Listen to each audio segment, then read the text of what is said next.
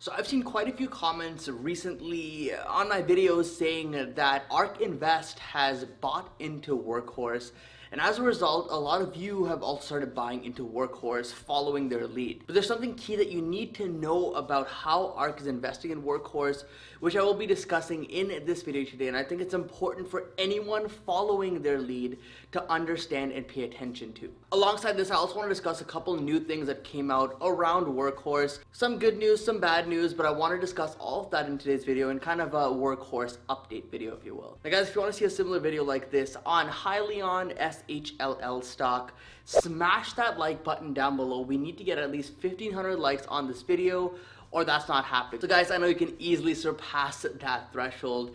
So let's get together here and let's smash that button. But anyways guys, I want to preface this by saying I'm not a financial advisor. This is not financial advice. And really whatever you choose to do with your money is your decision at the end of the day. If you want to buy the stock, no one's stopping you. If you want to sell the stock, again, no one's stopping you. Just remember, it's your money at the end of the day. Okay, so let's start off this video with some news that came out just this past week on Workhorse. So Workhorse closed another round of funding to raise $70 million of financing from an institutional investor. If you watch my previous videos on Workhorse, you know that they don't have really the strongest cash balance on their balance sheet. And in fact, it's actually one of the worst balance sheets when compared to other EV players out there. And I actually ranked this stock quite low in my recent EV stocks ranking video as well. This round of funding only proves to me that they are cash strapped and will raise cash with any given opportunity. But regardless, here are the terms of this deal.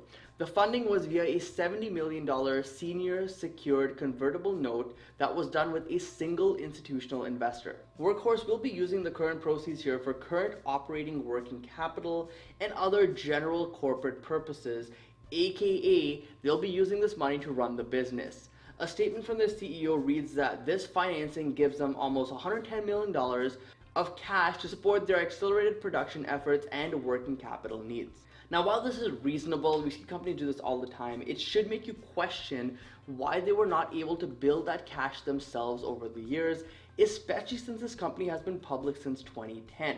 Maybe it's because it's now trading at prices it hasn't traded at ever before, and this is the perfect opportunity for the business to take advantage of investors' money at these possibly unsustainable high share prices in the short term. Now, this note that they issued can be converted into common stock by that single institutional investor at $19 per share.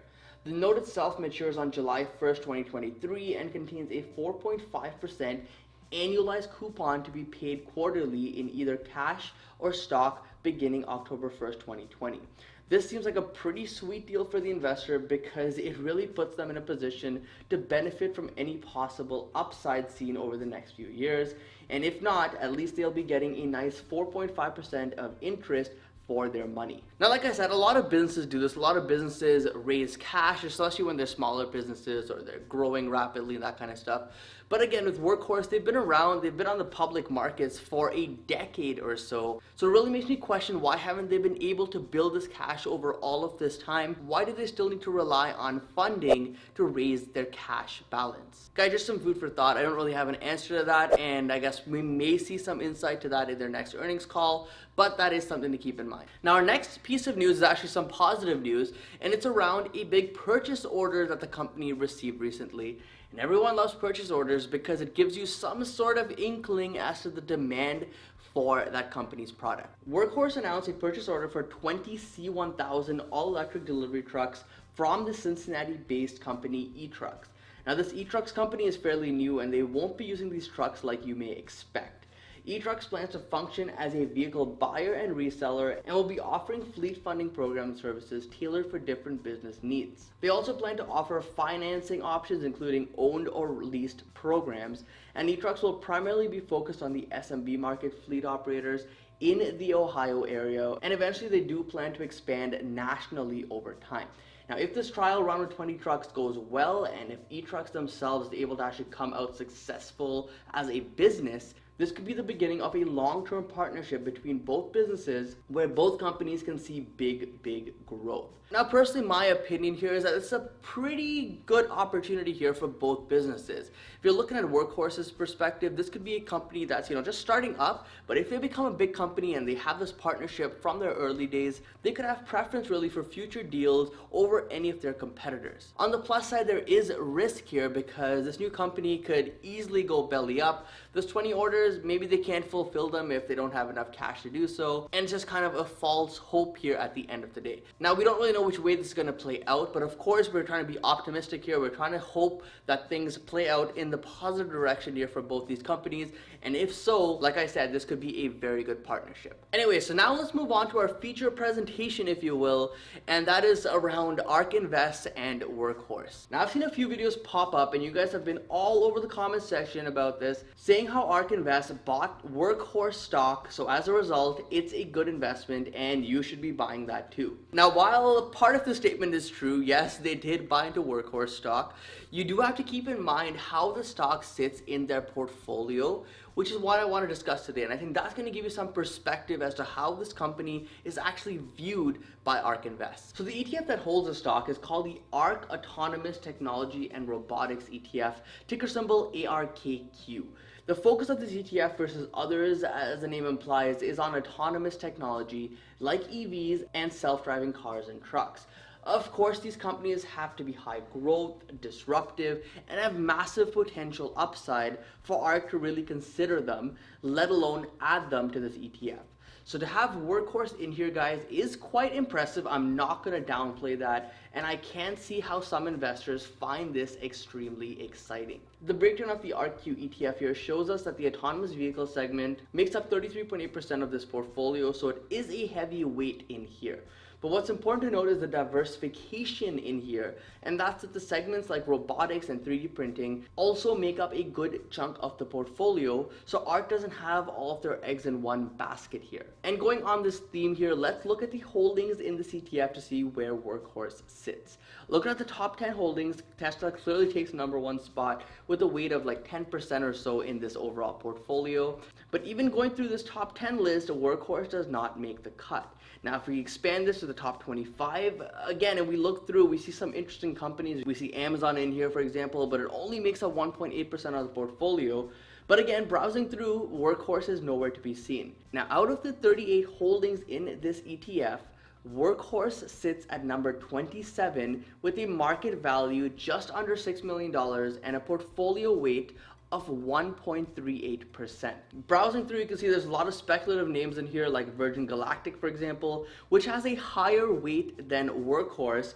And I know many of you would never invest in space, Virgin Galactic. So if you find that company risky, just keep in mind that ARK here has Workhorse at an even smaller weight. So that tells me two things. First is that the risk in Workhorse is high, which is why they've managed their position and kept it relatively small. Second is that Workhorse is an extremely speculative investment for them, even more speculative than Virgin Galactic, and perhaps they don't see as much upside in this stock as many investors think that they do. Because if you think of it this way, guys, if they see massive potential in this company like they did with Tesla, and they bought a ton of Tesla with high conviction at fairly low prices and low valuations, why wouldn't they be buying Workhorse today with the same mentality, the same conviction at a $1.4 billion market cap? If this company really does have the potential to be a $10 billion, $20 billion company, why wouldn't ARK make this a sizable position in their portfolio, maybe in the top 20, maybe top 15, maybe even top 10? There's a reason why they have it, and that's something you need to remember. There's absolutely nothing wrong with having spec plays or high risk plays in your portfolio,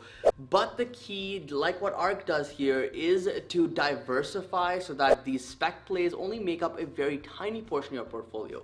This way, if things go well and you're right on that investment and the business explodes, you do have a portion of your portfolio that's dedicated to it and that'll do well over time. However, if the flip side happens and things go bad for the company, worst case scenario, the company goes bankrupt, you lose the entire investment, If you look at ARK's case, for example, they'll only lose around 1.38% of their portfolio, which would hardly make a dent in that portfolio. That is why risk management is so important. That is why when you look at these highly speculative stocks, you need to have them positioned accordingly in your portfolio. And I know, unfortunately, some of you are out there with 20%, 50%, 100% of your portfolio in this one company, Workhorse. And to that, I'll say I hope you have a very high risk tolerance, and I hope you have very high conviction, because even a business here like ARK has a tiny sliver of their ETF dedicated to this. So there's definitely risk, there's definitely upside, but there is a chance you could lose your investment if things don't work out. Now guys, remember, it's your money, so whatever you want to do with it, just let me know in the comment section down below. I'm just curious to hear what that is. As you know, I'm not an investor in Workhorse. I have no plans to become one either. But hey, I'm open to listening. Give me your best bullish case in the comment section down below on why you think that I should be buying this stock here today. Thank you so much for watching, guys. I hope you enjoyed this video. Remember, 1,500 likes and we will make an update video on Hyliion as well. Thank you for watching, and don't forget to invest positively, and I'll see you in the next one.